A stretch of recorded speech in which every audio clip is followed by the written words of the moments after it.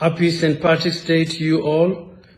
St. Patrick's Missionary Society members across the world, our students, our staff, benefactors, and all our beloved Irish people across the globe. Without further ado, I have a singular privilege to introduce to you our guest of honor in the person of Father Gabriel Dolan, a passionate human rights defender, activist, and advocate for justice, who came to Turkana in 1982, by coincidence the year I was born. Like St. John the Baptist, I can say, I'm not worthy to untie the straps of his sandals.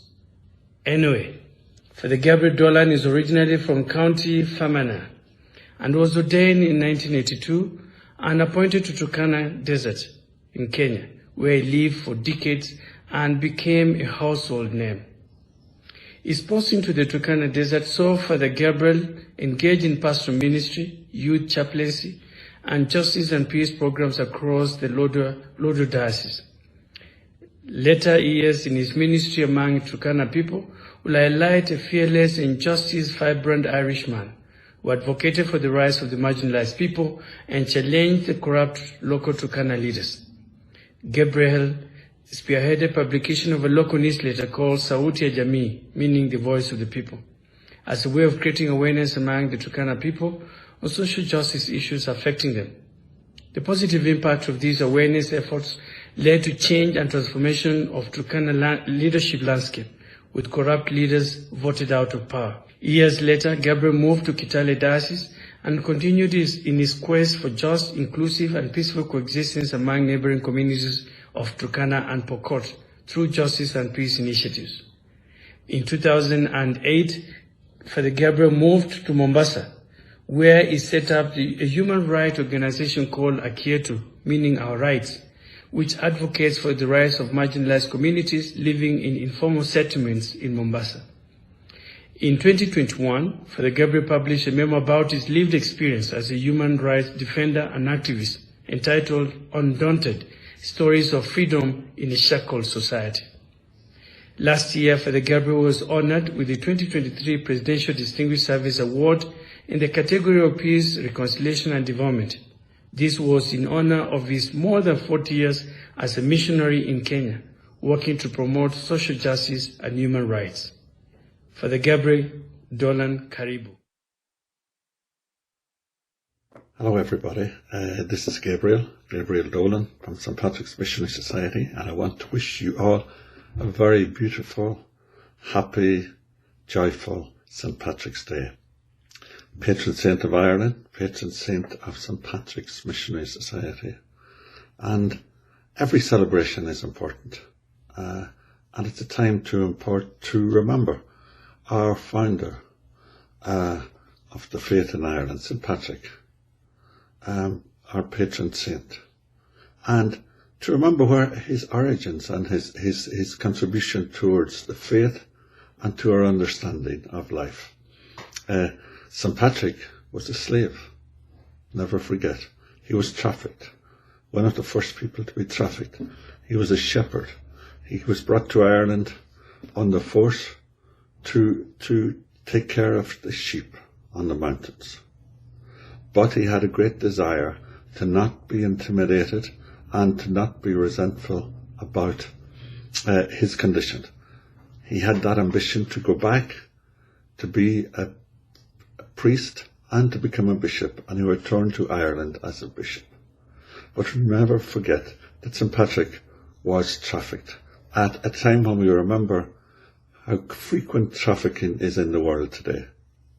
And those of us who have had the privilege to work in Africa remember that the great patron saint of trafficking is St. Bakita from Sudan, who herself was trafficked to Italy, and who rose through the ranks and through her condition and became a religious sister, and it is now the saint, the patron saint of trafficking.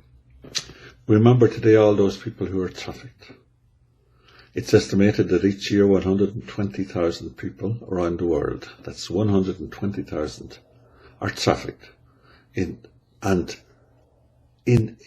many of them are invisible. They may be living next door to us. They may be working in various businesses but they were trafficked and paid a huge price to get here, to wherever they are.